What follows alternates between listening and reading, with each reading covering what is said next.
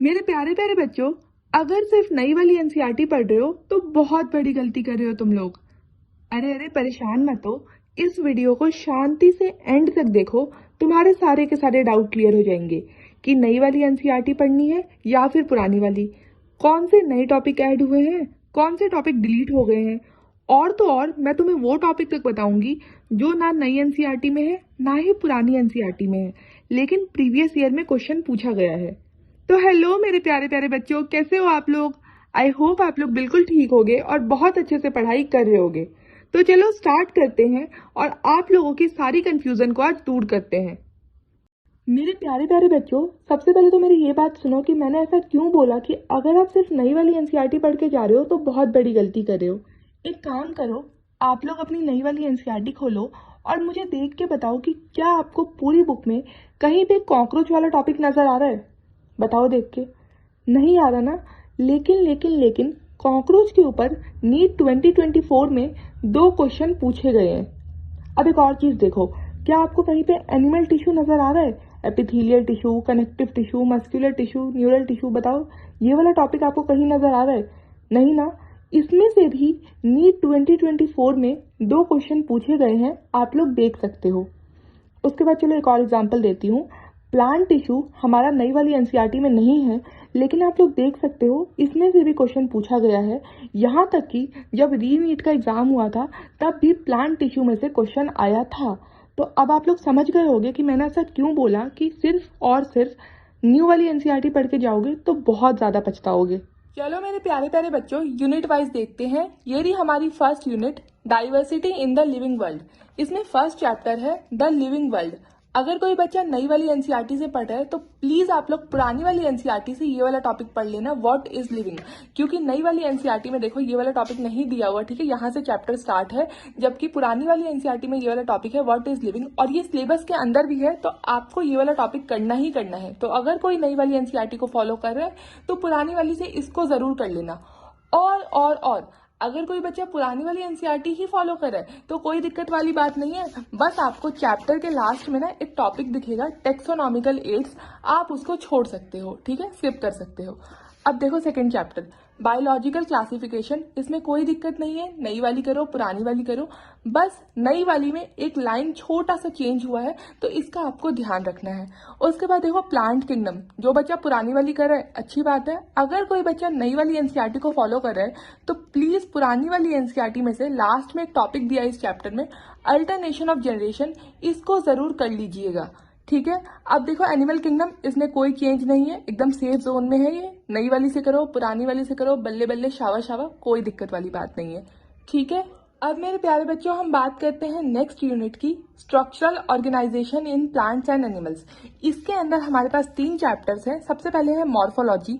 अगर आप लोग नई वाली एनसीईआरटी को फॉलो कर रहे हो तो आपको 2 टॉपिक दिखेंगे, मॉडिफिकेशंस ऑफ रूट और नेक्स्ट पेज पे मॉडिफिकेशंस ऑफ स्टेम। तो ये आपको पुरानी वाली एनसीईआरटी से कर लेना है, इंपॉर्टेंट टॉपिक है, प्लीज कर लीजिएगा।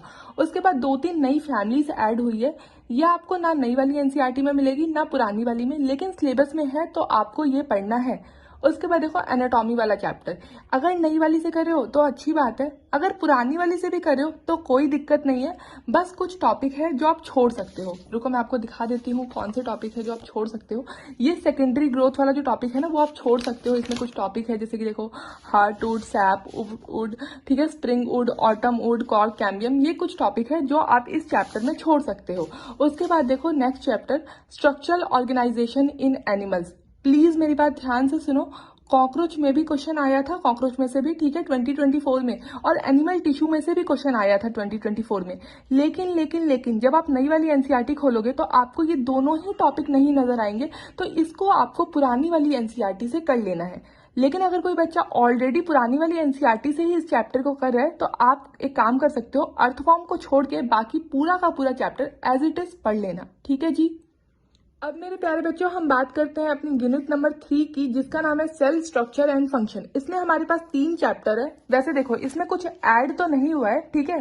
सेल वाला चैप्टर जो है the cell the unit of life, cell cycle and cell division, इसको आप पुरानी वाली से करो नई वाली से करो, कोई फर्क नहीं पड़ता, कोई दिक्कत वाली बात नहीं है। लेकिन जब आप बायोमॉलिक्यूल्स वाला चैप्टर उठाओगे, जो बच्चा नई वाली एनसीईआरटी को फॉलो कर रहा है उसको ये दिखेगा कि कुछ चुनने मुनने से टॉपिक गायब है। जैसे कि the living state, dynamic state, ये वाला टॉपिक, ठीक है, एक ये वाला टॉपिक। तो ये कुछ कुछ छोटे मोटे से टॉपिक इन्होंने गायब कर दिए नई वाली एनसीईआरटी से।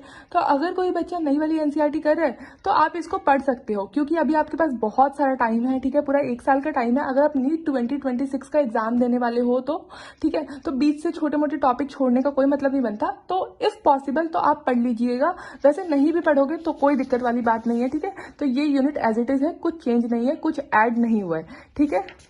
अब मेरे प्यारे बच्चों हम आ गए हैं यूनिट नंबर 4 पे, जिसका नाम है प्लांट फिजियोलॉजी। इसमें हमारे पास टोटल 5 चैप्टर है पुरानी वाली एनसीईआरटी में से। लेकिन जब आप नई वाली एनसीईआरटी खोल के देखोगे तो 2 चैप्टर का तो नामो निशान मिट गया, ठीक है। मतलब कि 2 चैप्टर आपके कंप्लीटली डिलीट हो गए हैं, स्टार्टिंग के जो है, ठीक है। देख रहे हो आप लोग, transport in plants, mineral nutrition, ये तो आपको पढ़ना ही नहीं है, नई वाली एनसीईआरटी में दिया ही नहीं है। तो अब कौन से चैप्टर बचे? ये वाले 3, ठीक है, लास्ट वाले 3, फोटोसिंथेसिस, रेस्पिरेशन और plant growth and development. As it is आपको पढ़ना है, नई वाली से करो, पुरानी वाली से करो, कोई दिक्कत वाली बात नहीं है। लेकिन अगर आप चाहो क्या मतलब छोड़ ही सकते हो, ठीक है। ये 3 टॉपिक आपके कट हो गए हैं प्लांट ग्रोथ एंड डेवलपमेंट में से। कौन कौन से, रुको मैं आपको एनसीईआरटी में दिखा देती हूँ। एक ये वाला टॉपिक, ठीक है, फोटो पीरियोडिज्म, एक आपका ये वाला टॉपिक, ठीक है, और एक आपका ये सीड डॉर्मेंसी वाला टॉपिक। ये 3 टॉपिक आपके प्लांट ग्रोथ एंड डेवलपमेंट में से कट हो गए हैं, तो आप चाहो तो इसको छोड़ सकते हो, ठीक है जी। और अब मेरे प्यारे प्यारे बच्चों हम आ गए हैं यूनिट नंबर 5 पे, जिसका नाम है ह्यूमन फिजियोलॉजी। यूनिट नंबर 5 के साथ साथ ये हमारी क्लास 11th की लास्ट यूनिट है, जिसके अंदर है टोटल 7 चैप्टर, जिसमें से एक चैप्टर डिलीट हो गया है, chapter number 16 digestion and absorption. तो वो आपको नहीं पढ़ना, 17 से लेकर 22 तक आपको चैप्टर पढ़ना है। नई वाली से करो, पुरानी वाली से करो, कोई दिक्कत नहीं है, कोई तकलीफ नहीं है, ठीक है, किसी से भी आप लोग कर सकते हो। देखो 21 वाला जो चैप्टर है न्यूरल कंट्रोल एंड कोऑर्डिनेशन, इसमें से ये जो चुन्ने मुन्ने से टॉपिक फिर से इन्होंने डिलीट कर दिए। अकल तो है ही नहीं। अब एक बच्चा डॉक्टर बनने जा रहा है, तुम उसको बोल रहे हो कि भाई आइज के बारे में मत पढ़ो, ईयर के बारे में मत पढ़ो। कोई सेंस है इस बात का? बताओ, कोई सेंस है? तो चुपचाप इसको पढ़ लेना, ठीक है, ज्यादा होशियारी मत करो। तो इसको आपको पढ़ लेना है, बाकी कहीं से भी करो, नई वाली से करो, पुरानी वाली से करो, कोई दिक्कत नहीं है। अब मेरे प्यारे प्यारे बच्चे हो गए हैं बड़े और आ गए हैं क्लास 12th में। क्लास 12th की जो सबसे पहली यूनिट है उसका नाम है रिप्रोडक्शन, जिसमें हमारे पास 4 चैप्टर है, जिसमें से एक चैप्टर डिलीट हो गया है, रिप्रोडक्शन ऑर्गेनिजम्स वाला, ठीक है। ये वाला चैप्टर आपका कंप्लीटली डिलीट हो गया है। लेकिन इसमें से आपको 4 टॉपिक प्लीज अच्छे से पढ़ना है। एसेक्सुअल रिप्रोडक्शन, सेक्सुअल रिप्रोडक्शन और 2 डायग्राम है, ठीक है। मैं आपको दिखा देती हूँ वो 2 डायग्राम कौन से हैं। ये रहे वो 2 डायग्राम, ठीक है, ये वाला और ये वाला। इसकी लेबलिंग आपको बहुत ज्यादा अच्छे से देख लेनी है, ठीक है। तो ये आपको चैप्टर नंबर 1 से करना है। बाकी के जो 3 चैप्टर है वो आप किसी से भी करो, नई वाली से, पुरानी वाली से, कोई दिक्कत कोई तकलीफ नहीं है, ठीक है जी। मेरे प्यारे बच्चों ये जो हमारी नेक्स्ट यूनिट है ना जेनेटिक्स वाली, इसके साथ तो आपको कोई मजाक, कोई छेड़खानी नहीं करनी। बहुत इंपॉर्टेंट यूनिट है। हर साल अगर आप देखो तो इसमें से आपके 5 क्वेश्चन पूछे जाते हैं। मॉलिक्यूलर बेसिस वाले में से आपके 7 क्वेश्चन आते हैं और इवोल्यूशन में से अप्रॉक्स आपके 4 क्वेश्चन पूछे जाते हैं। तो इसके साथ आपको कोई मजाक नहीं करना है, पूरा चैप्टर पढ़ना है, बिना ये सोचे कि ये डिलीट हुआ है, वो डिलीट हुआ है। कुछ भी डिलीट नहीं हुआ है। इसमें से आपको पूरा चैप्टर एक एक वर्ड पढ़ना है अच्छे से, ठीक है जी। अब देखो मेरी बात ध्यान से सुनो। ये जो प्रिंसिपल ऑफ इनहेरिटेंस वाला चैप्टर है ना, इसमें एक चीज ऐड हुई है, एक टॉपिक है प्रोटीन बायोसिंथेसिस। उसकी टेंशन मत लो, जब मैं आपको नोट्स दूंगी, अगर आप मेरे नोट्स को फॉलो करते हैं तो उसमें आपको ये टॉपिक मिल जाएगा। तो कोई घबराने वाली बात है ही नहीं। अब ये जो आपकी क्लास 12th की नेक्स्ट यूनिट है, जिसमें ये चैप्टर नंबर 9 है ना, स्ट्रेटेजीज वाला, ये तो आपका कंप्लीटली कट हो गया है, ठीक है। ये तो पूरा का पूरा चैप्टर ही इन लोगों ने रिमूव कर दिया है। फिर आपके पास बचे 2 चैप्टर, एक तो ह्यूमन हेल्थ एंड डिजीज और एक ये वाला माइक्रोब्स इन ह्यूमन वेलफेयर, ठीक है। तो आपको इसको एज इट इज पढ़ना है। इसमें आपके 2 नए टॉपिक ऐड हुए हैं, जो कि ना नई एनसीईआरटी में है ना ही पुरानी वाली एनसीईआरटी में है, लेकिन सिलेबस में है, तो आपको ये पढ़ना ही पढ़ना है। अब बात करते हैं अपने क्लास 12th के नेक्स्ट यूनिट की, बायोटेक्नोलॉजी। आपको दोनों के दोनों चैप्टर एज इट इज पढ़ने हैं, ठीक है, पूरा पढ़ना है, कुछ नहीं छोड़ना। बहुत इंपॉर्टेंट चैप्टर्स हैं ये, ठीक है। लेकिन ये वाला जो चैप्टर है ना, बायोटेक्नोलॉजी एंड इट्स एप्लीकेशन, इसमें आपके कुछ नए टॉपिक ऐड हुए हैं। नए भी नहीं बोलेंगे, बेसिकली ये टॉपिक पहले स्ट्रेटेजीज वाले चैप्टर में थे, जैसे कि plant tissue culture, micro propagation, somatic hybridisation, meristem culture, ठीक है। तो ऐसे करके कुछ नए टॉपिक इस वाले चैप्टर में इन्होंने ऐड कर दिए हैं। तो मेरे प्यारे प्यारे बच्चों, ये रही हमारी क्लास 12th की लास्ट यूनिट जिसका नाम है इकोलॉजी, जिसमें से ये वाला चैप्टर तो आपका कंप्लीटली डिलीट हो गया, एनवायरमेंटल इश्यूज, इसको तो आपको पढ़ना ही नहीं है, भूल जाओ। अब बचे 3 चैप्टर। सबसे पहले आता है ऑर्गेनिज्म एंड पॉपुलेशन। इसमें से भी कुछ टॉपिक डिलीट हो गए हैं, जैसे कि ये वाला topic organism and its environment. उसके बाद ये वाला टॉपिक मेजर एबायोटिक फैक्टर्स, और दिखा देती हूँ मैं आपको, ठीक है। और कौन सा टॉपिक डिलीट हुआ है, ये रहा देखो, रिस्पॉन्स टू एबायोटिक फैक्टर, ये वाला टॉपिक भी डिलीट कर दिया गया है, ठीक है। और एक ये वाला टॉपिक एडेप्टेशंस। तो ये कुछ टॉपिक इस चैप्टर में से डिलीट हो गए हैं। अब बात करते हैं इकोसिस्टम की। इकोसिस्टम में से देखो क्या क्या डिलीट हुआ है, रुको दिखाती हूँ। इकोसिस्टम में से भी आपके पास एक तो ये वाला टॉपिक डिलीट हो गया, ठीक है, इकोलॉजिकल सक्सेशन, और एक आपका डिलीट हो गया ये वाला टॉपिक न्यूट्रिएंट साइक्लिंग, ठीक है जी। तो ये 2 टॉपिक आपके यहाँ से डिलीट हो गए हैं। अगर बात करें बायोडाइवर्सिटी एंड कंजर्वेशन की, तो इसमें आपको एज इट इज पढ़ना है, नई वाली से करो पुरानी वाली से करो, कोई चेंज नहीं है, कुछ ऐड नहीं हुआ, कुछ डिलीट नहीं हुआ, ठीक है। अब मेरे प्यारे बच्चों, मेरी बात ध्यान से सुनो। वैसे तो बायोलॉजी में एनसीईआरटी ही सब कुछ है, 90 में से 88 क्वेश्चन डायरेक्टली एनसीईआरटी से ही आते हैं, लेकिन 1-2 ट्रिकी क्वेश्चन होते हैं जो एनसीईआरटी में होते तो हैं, पर समझने के लिए थोड़ा सा एक्स्ट्रा दिमाग लगाना पड़ता है। देखो मैं आपको एक एग्जाम्पल देती हूँ, जैसे कि देखो ये वाला टॉपिक रेस्पिरेटरी क्वेश्चन, ठीक है। इसमें क्या है, इन्होंने एनसीईआरटी में दिया है कि कार्बोहाइड्रेट का 1 होता है, फैट का 0.7 होता है, मैलिक एसिड का ग्रेटर देन 1 होता है, ठीक है, ऐसे करके दिया है।